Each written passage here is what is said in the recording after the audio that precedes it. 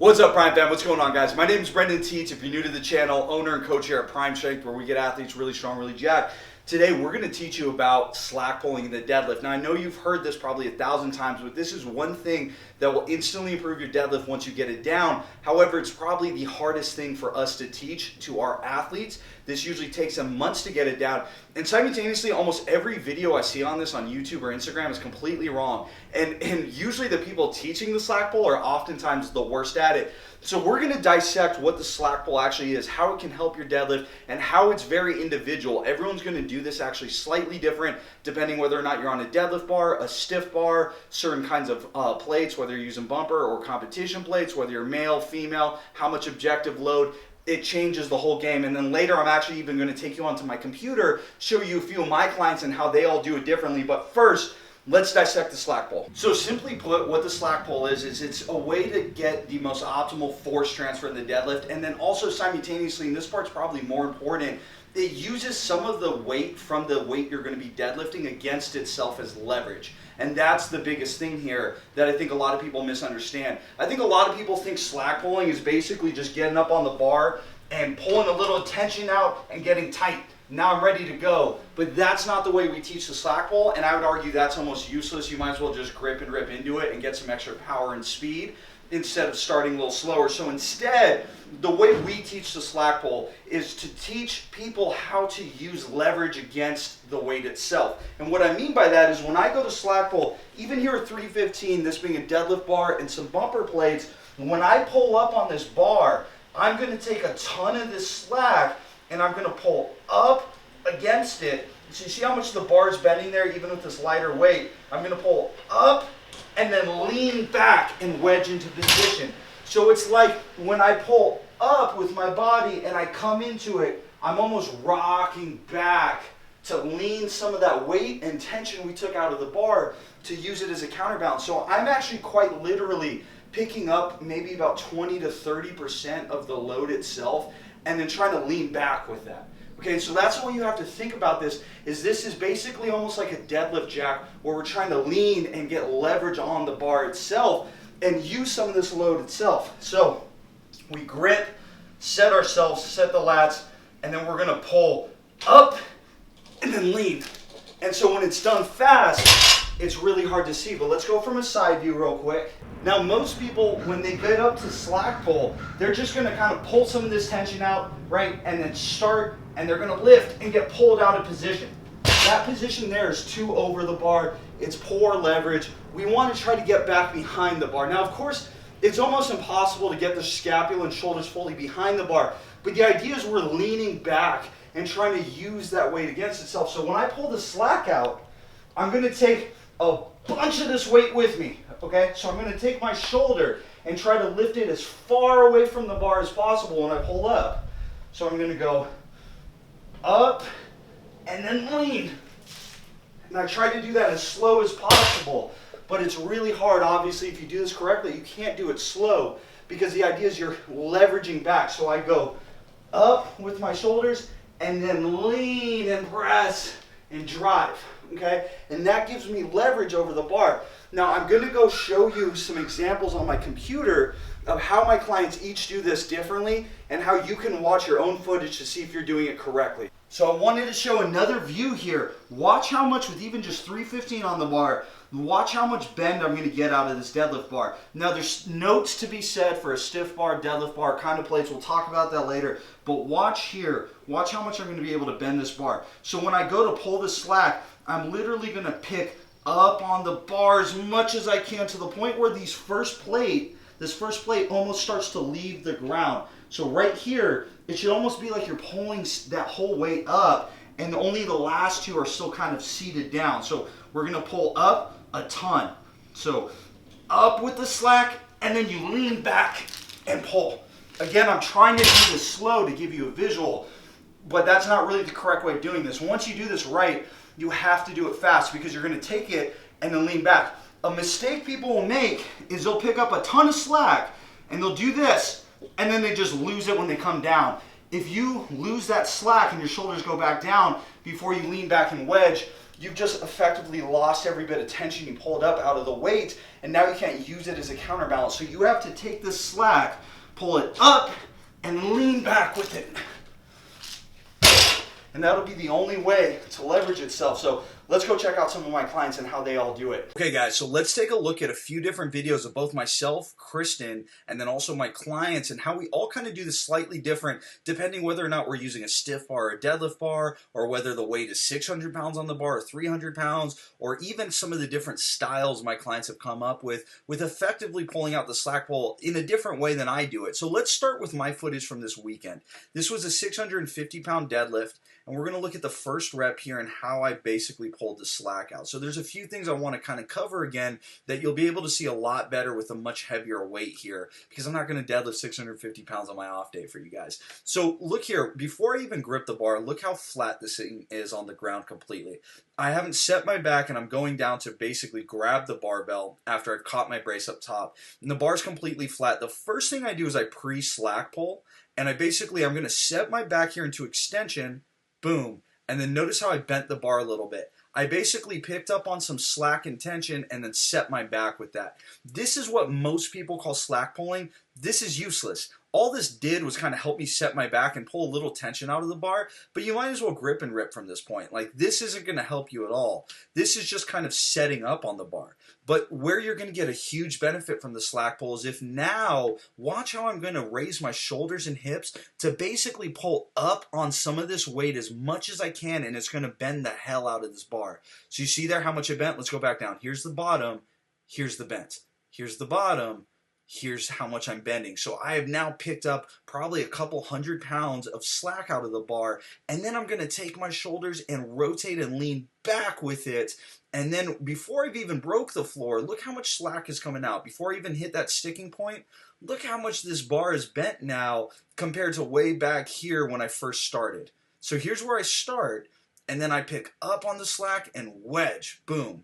And that allows me to effectively pull up a smooth deadlift. Now, what this has done for me in my start position is, one, less range of motion because so much slack is pulled out. Look at how high my chest is starting. I'm a lot more open instead of being bent over. And this is going to allow me to lean back and lean against the weight the whole time, which is going to give me leverage. Okay, so let's watch that in an even different video here. We can come over to the video before, which I was a lot more effective on.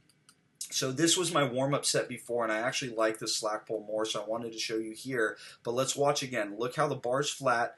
I'm going to pre-slack pull, boom. So this is what most people call slack pulling, but this isn't anything other than me setting my back and getting a little tension out of the bar. It doesn't do that much.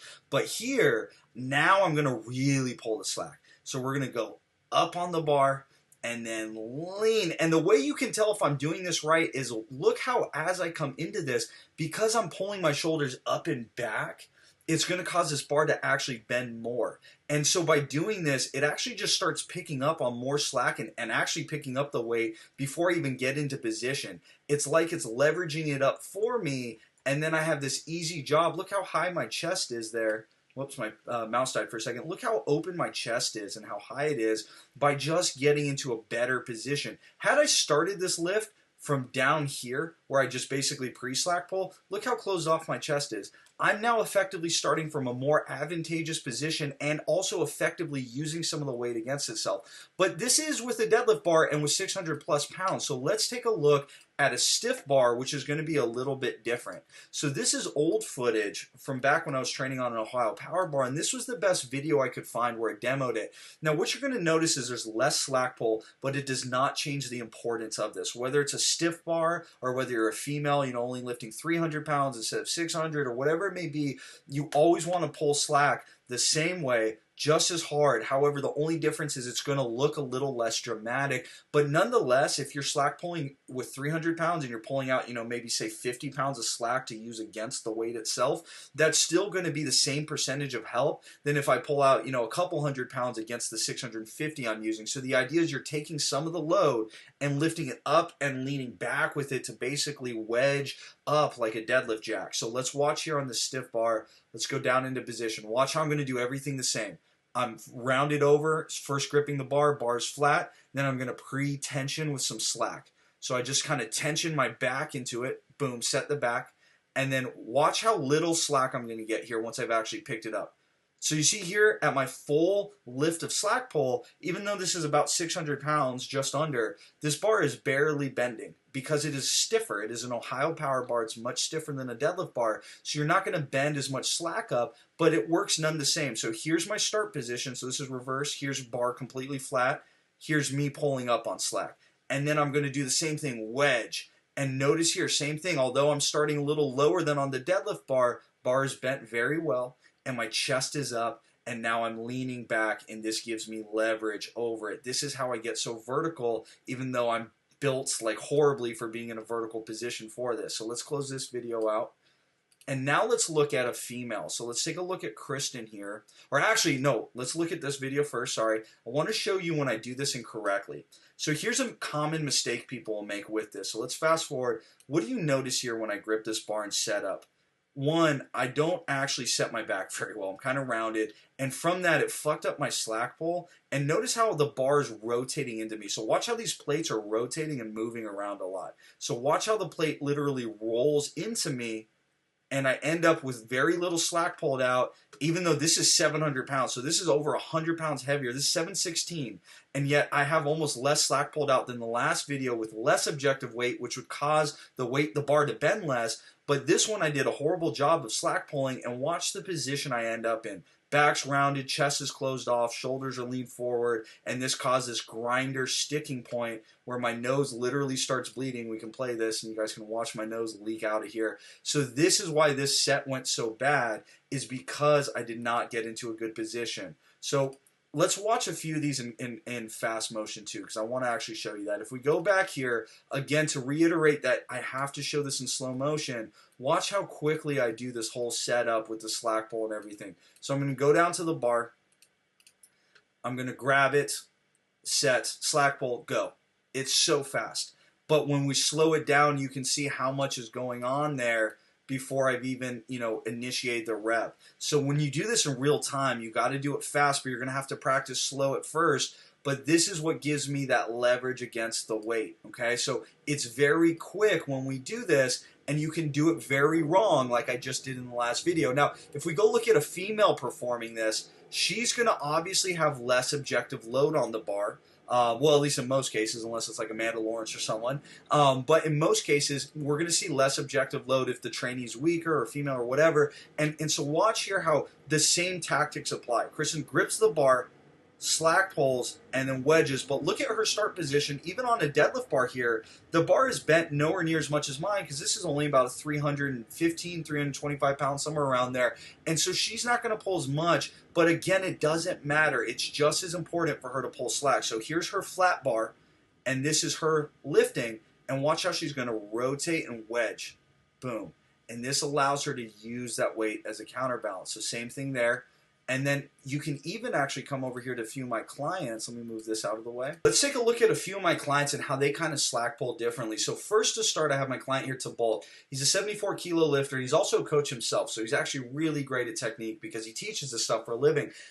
Bolt has kind of learned to slack pull differently than most people. He is a sumo puller, and this is on a stiff bar, so this is an OPB stainless steel, I believe, or it could even be an Alico bar, I'm not sure, but it's basically the stiffest bar you can get on with competition plates, which means this bar is going to bend very little. There's going to be very little slack pull. The plates matter because the more the plates are wide, like traditional metal plates you see in gyms, they're going to be stacked out to the side more, which would cause more bends because there's more weight displacement out to the ends of the collars. So the more you use competition style equipment, the less slack you're usually going to get out of a bar, and especially when you're using a stiff bar. But here, Bolt starts with a high hip position and then pulls slack as he comes down. So notice here as he's starting the lift, right before he starts, look how much even the stainless steel OPB has already bent compared to when he starts here. So he comes into it, boom, big wedge. Here, very little slack pulled. So he pulls the slack out on the way down only. So he starts with this high hip position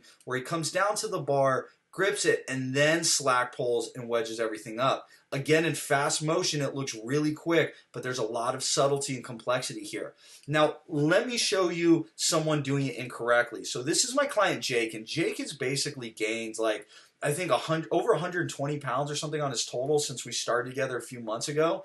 And because of this, and because of the coronavirus shutdown, which caused him to change the equipment he was using, he kind of along the way actually lost his ability to slack pull. He was getting it down really well in the beginning, and then kind of he got so strong that it was hard for him to continue practicing it, because as you get stronger, you need to slack pull harder. So let me show you a mistake he was making the other week. So I'm just going to play this one in regular motion. You can watch it.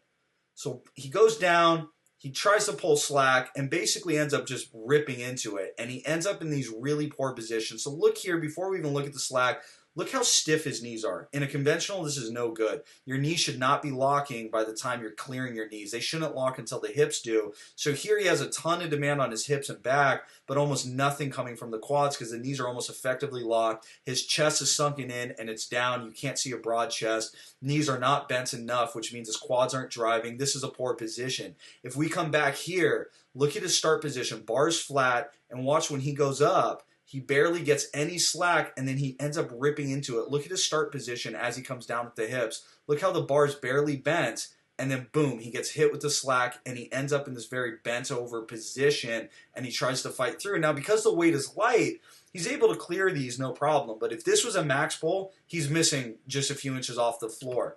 So let's go look at his updated video and how he's effectively fixed this problem within a week. And it still needs some work, but this is a lot better, and he's getting it down now with the heavy weight. So first thing first, look at the bar being flat, and watch as we go on how much slack he's going to pull up and out of it. So look at his start position here. Look how much more bent this barbell is compared to the other one in his start position. So let's compare these side by side. Let's take a look here. Fast forward to that first part. Look at how little this bar is bent once he started compared to this one. See how much this one's bowed? Now let's come over here and watch how when he presses now, look at his knees. Look how they're not as locked. His hips aren't as high. Knees are more bent. Chest is more broad. Let's come back to this one. Watch how he starts. Boom. Look at the difference in his chest position, his knee position. So right down here, look how stiff his legs are, how collapsed his chest is, high in the hips. And then even as he's clearing, you'll really see it right here. Knees are almost completely locked at this point. We come over to this one. Knees are a lot more bent. Chest is a lot more broad. And look, this is more weight. This is 4 plates and some change. This one here is 3 plates and some change. So this one's actually a heavier deadlift that he's locking out much easier because he's getting the slack pull down here. And he's really practicing everything we worked on the last week. And it's only going to get better. So you see how smooth that rep look? Compare it to this one here. Let's go back to this first one. Look how jerky and kind of unstable that looks. And that's why he tips. You can actually see him tip off the floor in slow motion. Watch how he tips. You see that? And he has to then re-clear. This was him performing the slack pull wrong. And these are little things you can miss if you don't look at your training footage and slow it down. So I just kind of want to take you guys through a whole breakdown of the entire slack pull. This is a really long video, but it's very important that I'm thorough with this because it's so different on everyone. And this is something that everyone gets wrong. I see all the practitioners out there teaching this, all the different coaches and stuff. Almost none of them truly understand it, to be frank. And I see everyone teaching it wrong. So I hope you enjoyed the video. Give it a thumbs up and give it a comment if you really like the video. I'm going to have a lot more in-depth tutorials coming out. I'm rebranding everything on the channel, and we're going to be doing a ton of informative content moving forward. So I'm excited for that. Give it a thumbs up. Give it a comment, guys. I'll see you in the next one.